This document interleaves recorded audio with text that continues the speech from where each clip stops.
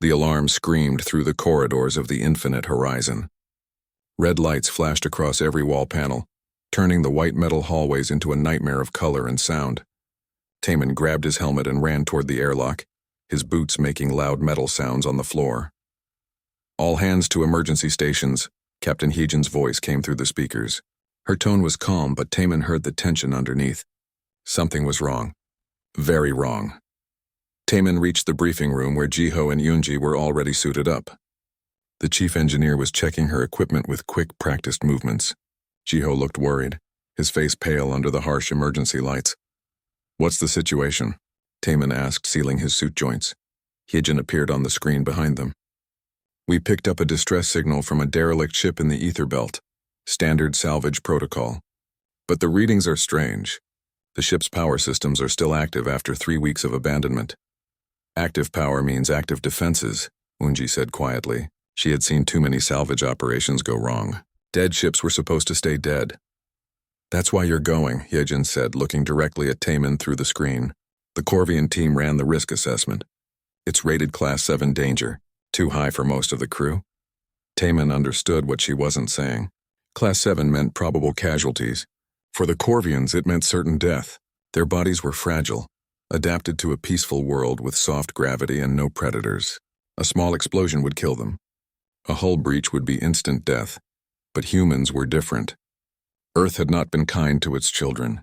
It had made them strong, made them able to survive things that would kill any other species in the galaxy. That's why humans always got these jobs. The dangerous ones. The ones where people might die. "We'll bring back whatever data we can," Taman said. He locked his helmet in place and felt the suit pressurize around him. The familiar hiss of oxygen filled his ears. The shuttle ride to the derelict was quiet. Taman checked his equipment 3 times. Cutting torch, scanner, emergency repair kit, oxygen reserve. Everything was ready. Beside him, Jiho stared out the window at the dead ship growing larger in the darkness. The derelict was a Tarnaxian cargo vessel, its hull scarred with micrometeorite impacts and radiation burns. The name on the side was faded, but still readable. Morning Light. Something had gone very wrong aboard the Morning Light. "Docking in 30 seconds, the shuttle pilot announced. "Good luck in there." The airlock clanged against the derelict's hull. Green lights confirmed a seal. Taman went first, his boots magnetizing to the floor as he entered the dark corridor beyond. His helmet light cut through the blackness, showing walls covered in frost and floating debris. "Power reading ahead," Jiho said from behind him. Something still active in the cargo bay. They moved carefully through the ship. Every sound was amplified in the dead silence. Their breathing, the creak of metal adjusting to temperature changes, the soft beep of their scanners. Taman had been on dozens of salvage runs, but something about this one felt wrong. The ship was too quiet, too still, like it was waiting. The cargo bay door was sealed. Yoonji worked on the control panel, bypassing the security locks with practiced ease. "Almost got it," she muttered. "Just another minute." That's when Taman saw the light. A small red indicator on the wall panel, blinking slowly. He had seen that pattern before in military briefings. His blood went cold. "Stop!" he shouted. "Don't open that door." The explosion cut off his words. The door blew outward with tremendous force, catching all 3 of them in the blast. Taman felt himself flying backward, his body slamming into the corridor wall with crushing impact. His helmet display cracked. Alarms shrieked in his ears. Pain. Incredible pain in his chest and side. He looked down and saw metal shrapnel embedded in his suit, puncturing through the armor plating. Blood was spreading across the white material, turning it dark. His breathing was wrong, wet and painful. Something had pierced his lung. Secondary explosions rocked the ship. Fire bloomed in the zero-gravity, beautiful and deadly. Taman's suit began screaming warnings at him. Oxygen leak. Pressure loss. Hull breach detected. Multiple trauma alerts. His vision was going dark at the edges. Through the ringing in his ears, he heard Jiho calling for help. The navigator had been thrown clear of the worst of the blast, but Yoonji wasn't moving. Taman tried to push himself up. His ribs screamed in protest. At least 4 were broken, maybe more. His left arm wouldn't respond properly. The pain in his chest was getting worse. "Backup team, we need immediate evacuation," Jiho was saying into his radio. "Multiple casualties." "Taman's down." "I repeat, Taman is down." Taman managed to grab a handhold and pull himself toward Yoonji. Every movement sent new waves of agony through his body. His suit's medical system was injecting him with painkillers, but they barely touched the edge of what he was feeling.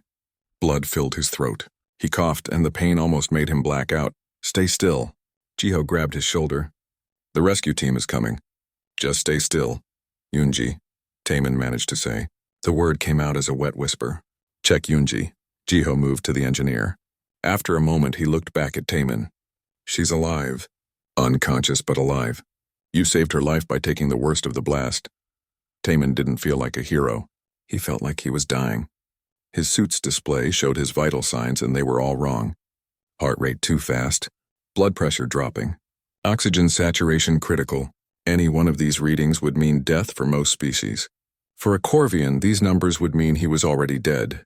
But Taemin was human, and humans didn't die easily.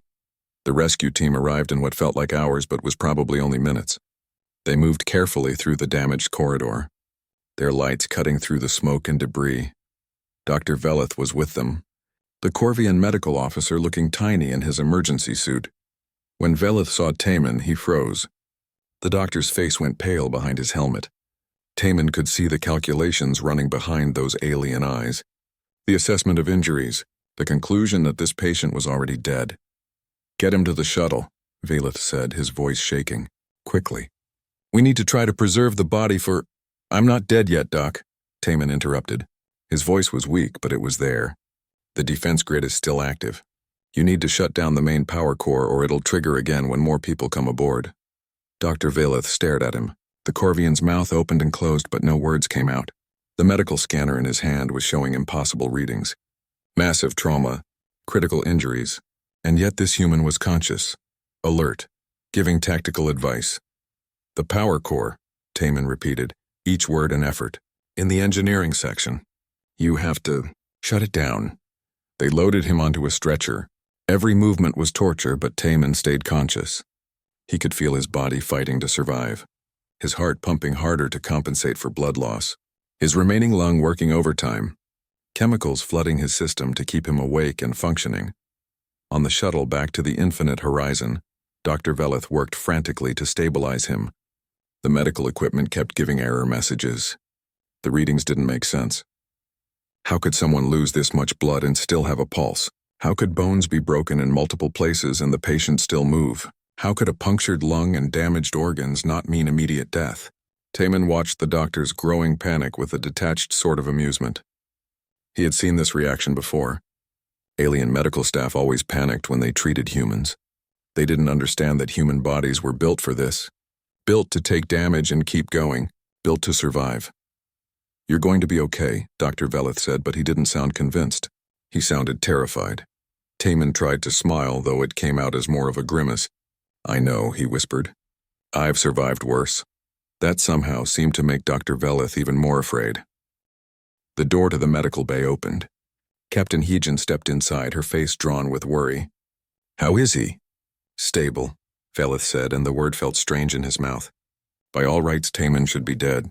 Stable was a gift, a miracle, an impossibility. "He'll survive." Heejin let out a long breath. "Good, that's good. How long until he can return to duty?" "Return to duty?" Velith stared at her. "Captain, he has multiple broken bones, organ damage, severe burns. He'll need months of recovery, possibly years. He may never fully—" "3 weeks," Heejin interrupted gently.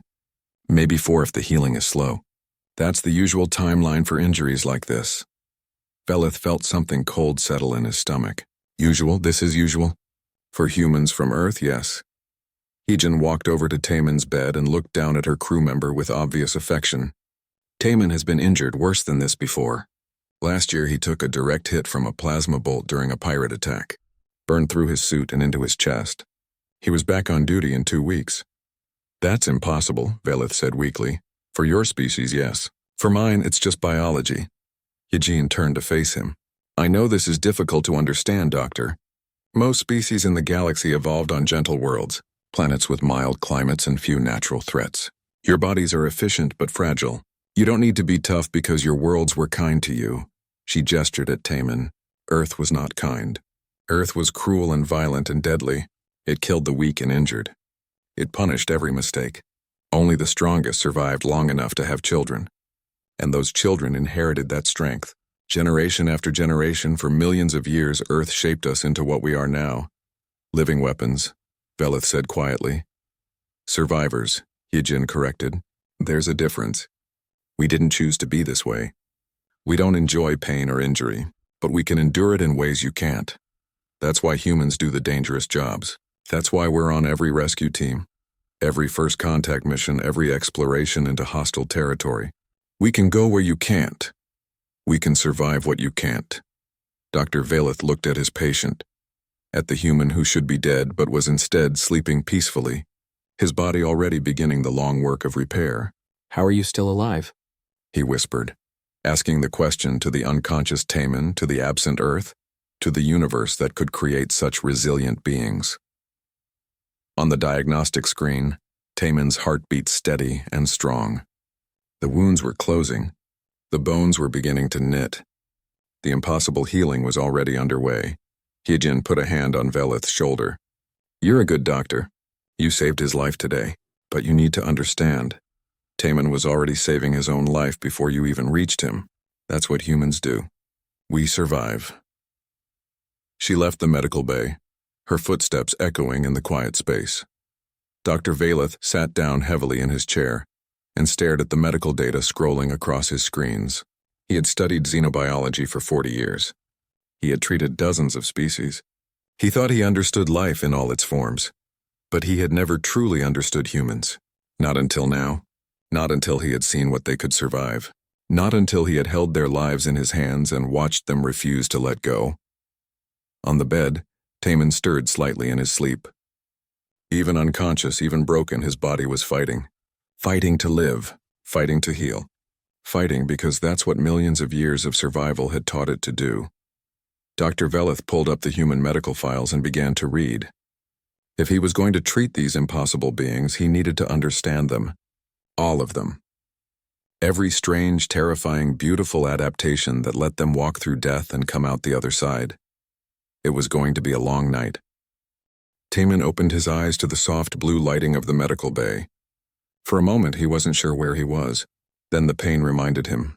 It was there, constant and deep, but somehow distant, like his body had wrapped it up in layers of numbness to keep it from overwhelming him. You're awake. Dr. Velith appeared beside the bed, his scaled face showing relief mixed with that strange fear Taman had seen in alien doctors before. How do you feel? Like I got blown up, Taman said. His voice was rough, his throat dry. How long? 36 hours since the surgery. You've been under sedation. Velith checked the monitors above the bed. Your recovery is progressing. Faster than I anticipated, but still concerning. The shrapnel wounds are closing, but you have a long way to go.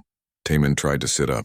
His body protested immediately, sending sharp pains through his chest and side, but he managed it, propping himself against the raised back of the bed. Dr. Velith made a sound of distress. You shouldn't move yet, the doctor said. Your ribs are still fractured.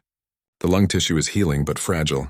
If you tear something, I know my limits, Doc. Taman breathed carefully, testing his lung capacity. It hurt, but it was working. Both lungs were functioning now, even if one was doing most of the work. I've done this before. The door opened and Jiho rushed in, his face breaking into a wide smile. You're awake. I told Yunji you'd be up soon. She bet me you'd sleep another day at least. Never bet against me waking up, Taman said, managing a weak grin. How's Yunji? Bruised and angry that her suit got damaged, but fine. You took the worst of it. Jiho pulled up a chair. The backup team shut down the defense grid like you said. Probably saved a dozen lives. Captain wants to give you a commendation. Great. Another medal I can't wear. Taman shifted position and winced. What I really want is to get out of this bed. Dr. Velith made that distressed sound again. Absolutely not. You need at least 2 weeks of bed rest, then several months of rehabilitation. The damage to your body is severe. Moving too early could cause... Doc, with respect, you're not human. Jiho said it kindly. Taman will be walking in 3 days. Light duty in 2 weeks. Back to normal in a month. That's how we heal. That's impossible, Lars. That's human. Jiho turned back to Taman. Remember that time I crashed the shuttle on Corrales Station? Taman nodded. You broke both legs and your pelvis.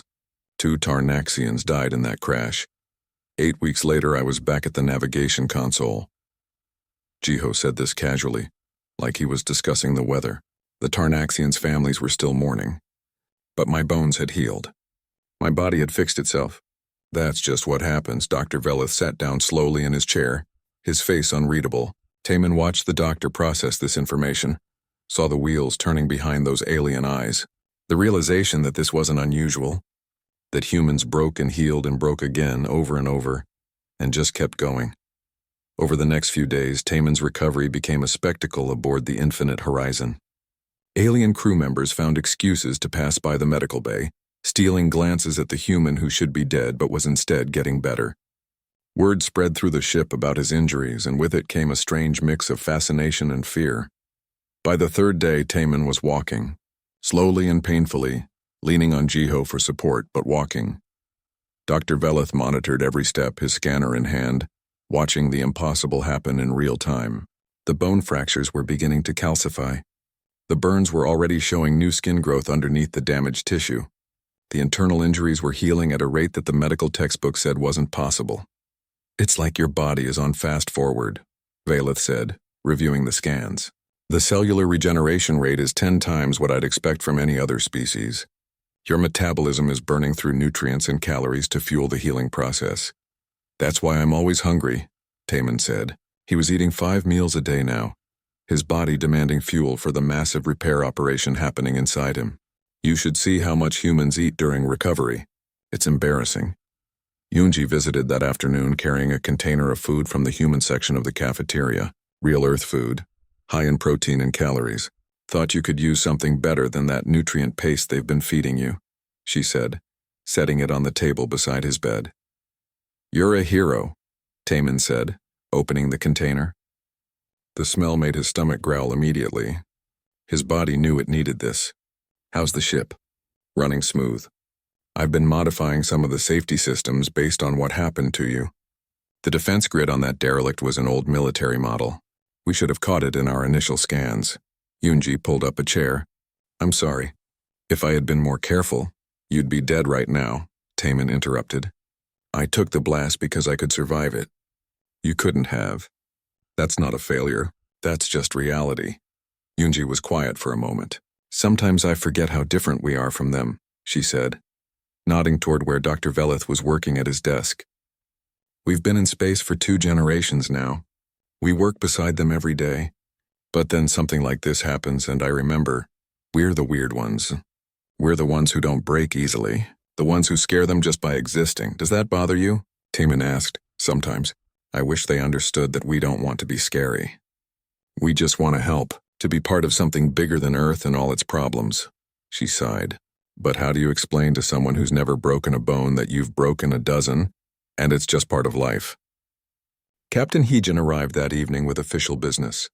"The Galactic Trade Council wants a report on the derelict incident," she said, pulling up a holographic display. "They're particularly interested in the defense grid that activated. Apparently it was a restricted military system that shouldn't have been on a civilian cargo ship. Someone was running something illegal," Taman said. "That's why they abandoned ship. They triggered their own defenses trying to wipe the evidence. That's what we think too. The Council is grateful for the intelligence." Heejin smiled. "They're also amazed that you survived. There's already talk about establishing new safety protocols for salvage operations. Recommendations that all boarding teams include at least 1 human crew member." "Of course they are," Yunji muttered. "Can't have the valuable aliens getting hurt. Send in the humans." "Yunji," Heejin's voice was sharp. "That's not fair and you know it." The engineer looked down. "I know, I'm sorry. It's just frustrating sometimes. We prove ourselves over and over, and they still see us as different. As dangerous. We are different," Heejin said gently, "and we are dangerous. But that's not a bad thing. Our differences make us valuable. Our resilience saves lives. Yes, we do the dangerous jobs, but we do them because we can, not because we're forced to. That's an important distinction." She looked at Taman. "You could have stayed on Earth. You could have lived a safe, quiet life." "Why didn't you?" Taman thought about it. "Because on Earth being tough doesn't mean anything special. Everyone there can survive what I survived. But out here in space with all these different species, my resilience matters. I can help people who can't help themselves. I can go places they can't go. do things they can't do. That makes me feel like my life has purpose. That's why most humans join the fleet, Jiho added. We're not running from Earth, we're running toward something. A chance to be more than just survivors. A chance to be protectors. Dr. Veleth had been listening from his desk. Now he stood and walked over. I need to apologize, he said quietly. When you first came in, I saw your injuries and I saw death. I couldn't imagine survival. I treated you like you were already gone. You did your best, Taman said. No. I underestimated you because you're different from me. I let my fear of what humans are capable of cloud my medical judgment. Veleth looked around at all the humans in the room. But I'm learning. You're not monsters. You're not weapons. You're people who happen to be incredibly hard to kill, and maybe that's exactly what the galaxy needs. That night, alone in the medical bay, Taman stood carefully and walked to the window. Outside, stars streamed past the ship as it traveled through space. Somewhere out there was Earth, the brutal world that had made humans what they were, and somewhere else were countless other worlds, gentler places where people lived without the constant threat of death. He touched his bandaged chest, feeling the wounds beneath. They would hurt for weeks, but they were healing. His body was doing what millions of years of evolution had taught it to do: survive, adapt, overcome. And for the first time since the explosion, Taman smiled. Not because he enjoyed the pain, but because he knew what it meant. He was still here, still alive, still able to help, and tomorrow he would be even stronger. That was the human way. Fall down, get back up, break then heal stronger. Endure and find purpose in the endurance. Dr. Veleth was right to be amazed. It was amazing. Humans were amazing, and Taman was grateful in a strange way for the billions of years of brutal evolution that made moments like this possible. The Infinite Horizon received an unexpected visitor on the 10th day of Taman's recovery. Commander Thex of the Valorian Defense Fleet arrived in an official military shuttle, requesting permission to board. Captain Heejin granted it, though her expression was carefully neutral when she met him in the docking bay. Commander Thex was impressive even by Valorian standards, nearly 3 meters tall, with deep purple scales and eyes that glowed faintly in the ship's lighting. The Valorians were the galaxy's warriors, bred and trained for combat across 100 generations. They had been the dominant military power for centuries, until humans arrived. Captain Heejin, Thex greeted her with formal courtesy. I appreciate your hospitality. I've come to observe your injured crew member, the one who survived the derelict incident. Taman is recovering, Heejin said carefully. May I ask why the Valorian military is interested in a salvage accident? Because it wasn't an accident. The derelict was a trap, likely set by raiders, and your human crew member survived injuries that would have killed any of my warriors. Thex's glowing eyes focused on Heejin. I need to understand how. For the safety of the galaxy, the unspoken words hung in the air. The Valorians were afraid of what humans could do, afraid of what humans might become. Heejin understood this fear. She had spent years trying to address it, to show that humans could be trusted, but sometimes understanding required seeing. Follow me, she said. They found Taman in the medical bay's exercise room. He was supposed to be doing light physical therapy. Instead, he was attempting pull-ups on a bar mounted to the wall. Dr. Veleth stood nearby with his scanner, looking torn between medical concern and scientific fascination. Taman, stop, Veleth said for what was probably the 10th time. Your ribs are still healing. If you stress them too much, I need to know my limits, Doc. Taman pulled himself up one more time, his face showing pain but also determination. Better to find them now in a safe environment than out in the field when lives depend on it. He dropped down from the bar and turned, freezing when he saw Commander Thex. The Valorian was staring at him with an expression that Taman couldn't quite read. Shock, horror, respect. 10 days, Thex said quietly. The report said it's been 10 days since your injuries. Multiple fractures, punctured lung, severe burns, internal bleeding. Yeah, that sounds right. Taman grabbed a towel and wiped the sweat from his face. Every movement clearly caused him pain, but he moved anyway. Who are you? Commander Thex, Valorian Defense Fleet. The alien took a step closer, studying Taman like a puzzle he needed to solve. 10 days ago you should have died. Instead, you're exercising. This is impossible. Not impossible. Just human.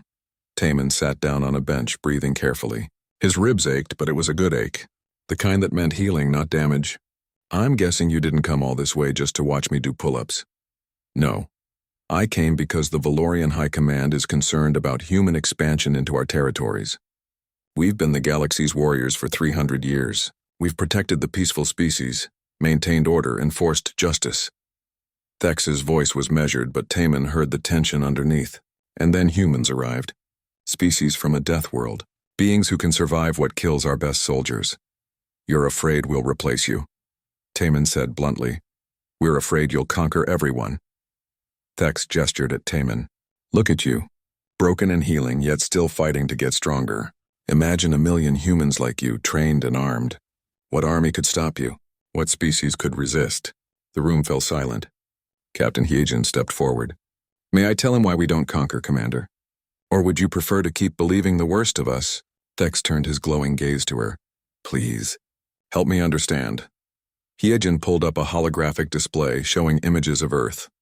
Beautiful and terrible in equal measure. Blue oceans and green continents, but also vast deserts, frozen wastelands, active volcanoes, and storm systems that dwarfed entire countries.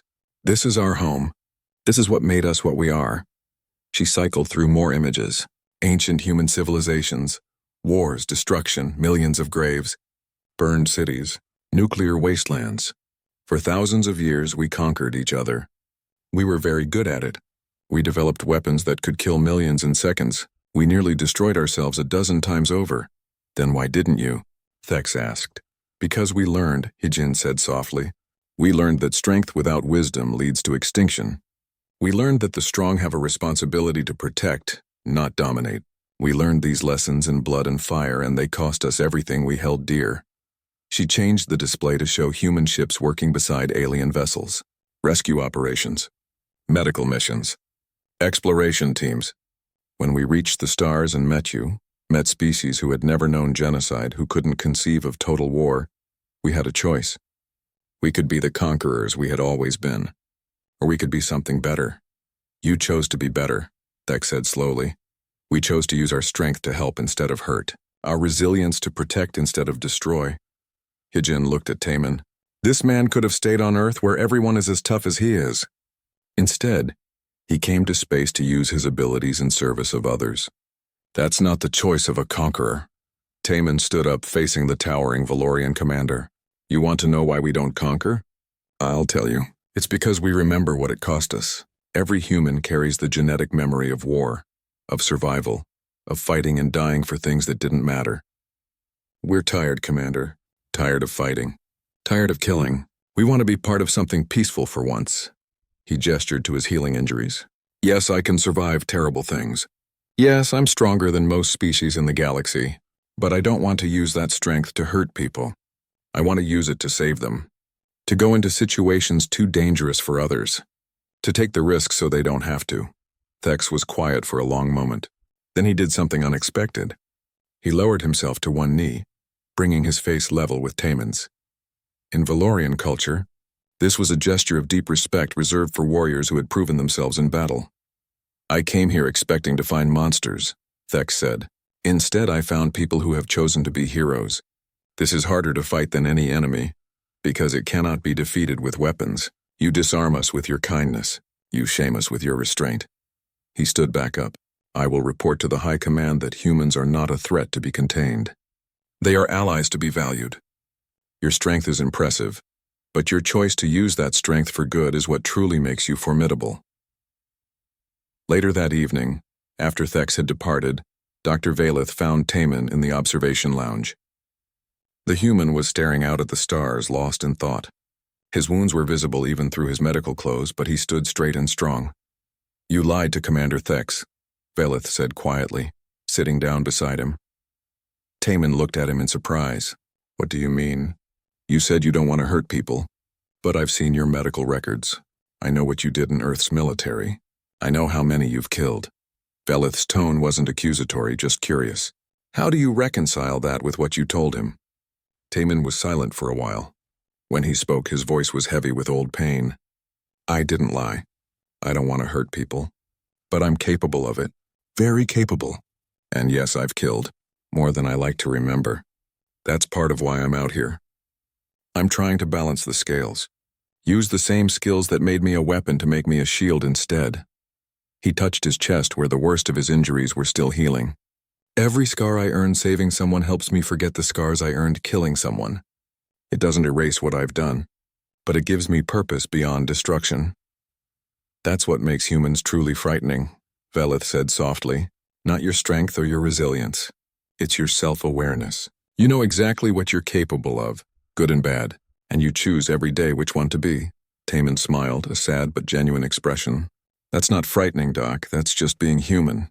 We're all fighting ourselves, trying to be better than our worst instincts. The difference is our worst instincts come from a world that taught us to survive at any cost. So our fight is harder, but it's not impossible. Outside the window, a distant star went supernova, a brief, brilliant flash of light in the darkness, beautiful and violent at once. Taman watched it fade, thinking about destruction and creation, about the choice between being a weapon and being a guardian. He had chosen. Every human in the fleet had chosen. To use their terrifying resilience not to conquer, but to protect, to walk through fire so others didn't have to break and heal and break again, all in service of something larger than themselves. It wasn't easy. It would never be easy. But it was right. And for humans who had survived so much wrong, doing the right thing felt like finally coming home. The galaxy survived. In the days after the cascade activated, everyone waited nervously. Ships monitored the edges of known space. Scientists checked and rechecked their instruments, but the void scourge did not return. The dimensional tiers remained sealed. Reality stayed stable. Slowly, people began to believe they were safe. Refugees returned to their homes. Cities started to rebuild. Life continued as it always does. But everything was different now. The Galactic Coalition held an emergency meeting. Leaders from 200 species gathered to discuss what had happened and what it meant for their future. For the first time in history, they were united not by politics or trade, but by survival. Thexral represented the Science Council. His crystal body reflected somber colors as he addressed the assembly. We owe our existence to two humans.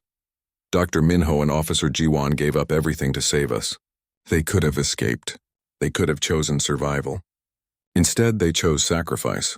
A representative from the water-being species spoke up. Before this crisis, many of us looked down on humanity. We thought they were too young, too aggressive, too emotional. We were wrong. Humanity showed us what true courage looks like. Another alien, this one reptilian with mirror-like scales, added, "We must do more than just thank them. We must change." The old coalition was weak. We competed instead of cooperating. We kept secrets instead of sharing knowledge. That ends today, and so the coalition reformed itself. No longer would it be a loose group of species working for their own benefit. It became a true union. Knowledge was shared freely. Resources were distributed fairly. Every species had an equal voice, from the oldest civilizations to the youngest. Humanity was offered a special position of leadership. The human delegation refused. Minho and G1 did not sacrifice themselves so humans could rule, said Earth's representative. They did it so everyone could live in peace. That is what we want too. Nexus Prime was transformed into a memorial. The Cascade Chamber became a sacred place. People from every corner of the galaxy came to visit. They stood before the crystallized forms of Minho and Jiwan and paid their respects. Some brought flowers. Others brought stones or crystals or other symbols of remembrance from their cultures. Hyunsik stayed at Nexus Prime. He could not leave his friends behind. He continued their research, studying architect technology and helping other scientists understand it. Every breakthrough he made, he whispered a quiet thank you to Minho. Every problem he solved, he imagined what his friend would have said. Yunji left the station after a year. She could not bear to be there anymore, surrounded by memories. She returned to Earth and opened a medical center. She named it the Minho Jiwan Institute for Psychological Recovery. She treated veterans who had fought the scourge, helping them recover from what they had seen. She trained other doctors in techniques she developed specifically for trauma caused by dimensional exposure. Years passed, then decades. The story of Minho and Jiwan became legend. Children across the galaxy learned about the two humans who saved everyone. Schools taught the importance of sacrifice and cooperation. Monuments were built. Songs were written. Their names became symbols of hope. But something else began to happen. Something strange and wonderful. Explorer ships venturing into deep space started reporting unusual events. A ship would get caught in a gravitational anomaly, certain to be destroyed. Then inexplicably, the ship would find itself safely away from danger. The crew would check their instruments and find impossible readings, as if something had moved them through space without using any engines. A colony on the edge of the galaxy faced a disaster when their life support systems failed. They sent out a distress call, but help was too far away. They prepared to die. Then mysteriously, the systems repaired themselves. Engineers could not explain it. The damage had been too severe. Yet somehow, impossibly, everything worked again. Scientists investigated these events. They found traces of dimensional energy that matched the signature of the Cascade weapon. But the Cascade was locked in place at Nexus Prime, maintaining the dimensional barriers. It should not be doing anything else, unless Minho and Jiwan were doing more than just standing guard. A researcher named Taiyang studied the phenomenon. She collected reports from hundreds of incidents. All of them involved ships or colonies in desperate situations. All of them received help that should not have been possible. And in almost every case, crew members reported hearing voices in the static. Voices speaking in old Korean dialect mixed with strange harmonic sounds. One survivor described it this way: "We were dying. Our ship was breaking apart. Then I heard someone say 'hold on' in a language I do not speak but somehow understood. The next thing I knew, we were safe. I do not know how to explain it except that someone was watching over us." Yunsik studied Taiyang's research carefully. He knew the truth even if he could not prove it. Minho and Jiwon were not just maintaining the dimensional barriers. They were actively protecting travelers. Even in their transformed state, even after giving up their physical forms, they had not forgotten their purpose. They still cared. They still helped. 500 years after the Scourge Crisis, humanity had spread across the entire galaxy. Earth was no longer just a home but a sacred place, the birthplace of the architects and the birthplace of their modern inheritors. Pilgrims from every species came to walk on human soil and understand what made humanity special. The architect technology was fully understood now. Humans and aliens worked together to unlock its secrets. They built new ships, new cities, new wonders. But they did it carefully with wisdom, always remembering that the architect's greatest power had also been their greatest weakness. Technology without compassion was just a tool for destruction. In a forgotten corner of space far from any inhabited system, a young explorer named Taiyang made a discovery. She found an architect site that was not on any map. It was small, hidden among asteroids, easily missed. But her sensors detected architect energy, so she investigated. Inside the site, she found a single artifact. It looked like a data core, similar to the Primus core but smaller, more personal. When she touched it, a message activated. A recording left behind by someone long ago. Minho's voice filled the chamber. "If you are hearing this, humanity survived. The coalition survived. We made the right choice. To whoever finds this, know that being a guardian is hard. It hurts, but it is also a privilege. The architects learned too late that power without purpose is meaningless. We learned that sacrifice without connection is just loneliness. Remember both lessons." Then Jiwon's voice joined his. "Live well. Love fiercely. Protect each other. We are still here watching. When your time comes to face the impossible, remember you are never alone." The architects forgot that truth. "We never will." The message ended. Taiyang stood in silence, tears running down her face. She had never met Minho and Jiwon. They died 500 years before she was born. But in that moment, she felt connected to them. Connected to their sacrifice. Connected to their eternal watch. She left the artifact where it was. Future generations would find it in their time. She marked the location in her records and continued her journey.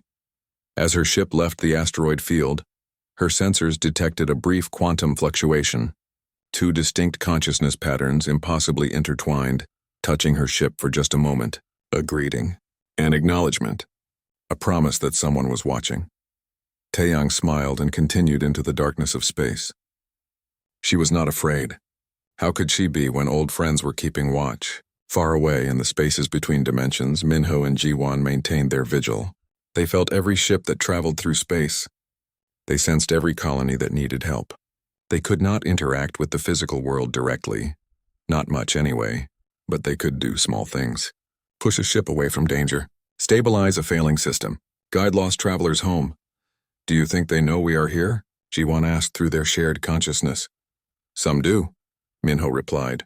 The ones who pay attention. The ones who listen. They know someone is watching over them. Good. They should never feel alone. No, Minho agreed. No one should ever feel alone. That was the architect's greatest failure.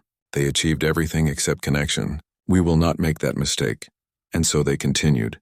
Two minds eternally intertwined, standing guard over the galaxy they saved.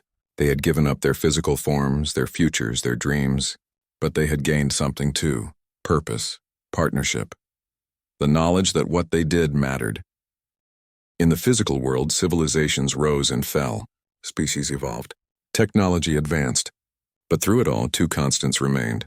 The dimensional barriers that kept the scourge at bay. And the two guardians who maintained those barriers together forever. It had been a while since they were human. A very long while. But they remembered. They remembered what it meant to care. What it meant to hope. What it meant to sacrifice for something greater than yourself. And when lost travelers stumbled upon the old architect sites, when they touched the ancient artifacts with wonder and respect, sometimes they heard whispers in the quantum static. It has been a while, old friend. But we remember. We always remember.